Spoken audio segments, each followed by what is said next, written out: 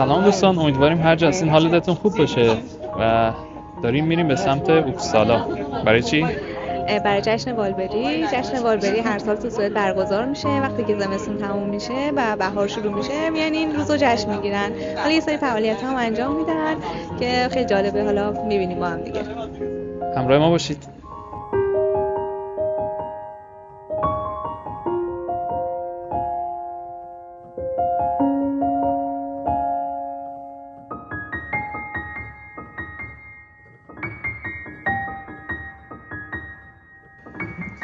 خب ما الان رسیدیم به اوپسالا. تقریبا از استکهلم تا اینجا یه ساعتی راه بود و با همین قطارا هم اومدیم. قطار پشت سر ما. بریم تو شهر ببینیم که چه خبره.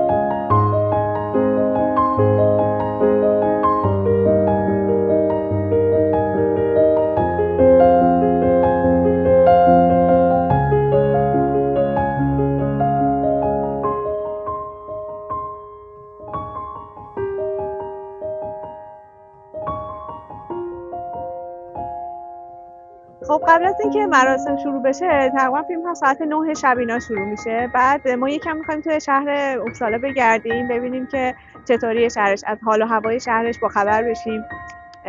حالا ببینیم دیگه مراسمشون چطوریه قبل از مراسم اصلی.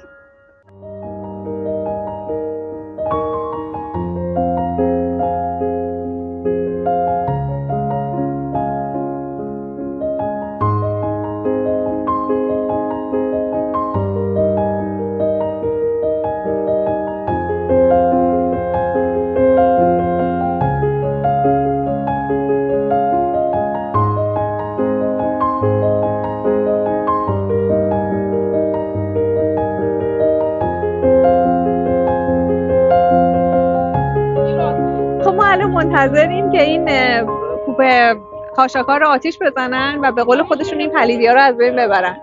ارتفاعش هم چقدر؟ تقریبا یه 2-3 متر 4 متری هست. حالا یه سری آدم با مشعل میاد حالا تو مسیر، حالا اونطور که به ما گفتن ازش پرسیدیم میان این آتیش رو روشن کنن. حالا ببینیم چی میشه.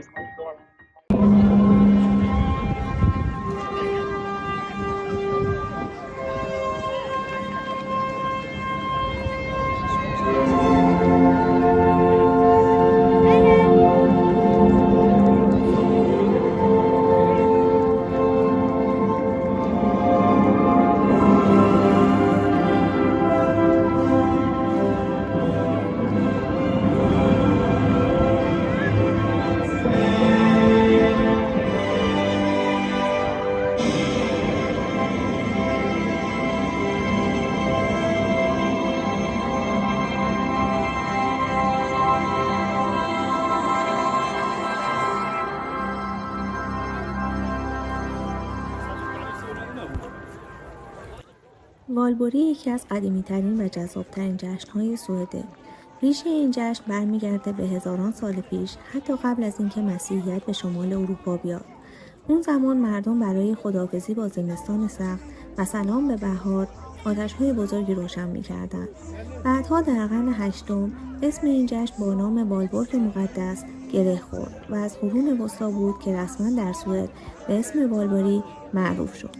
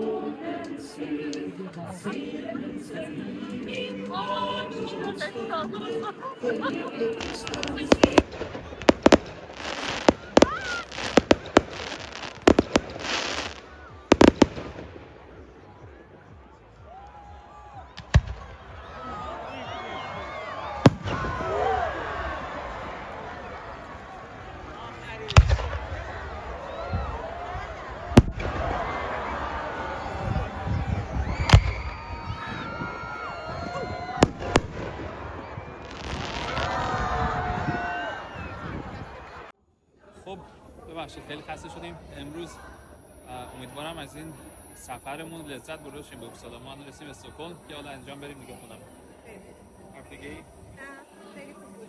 خوشحال شدیم. امیدوارم شما هم ویدیو لذت برده باشید. فعلا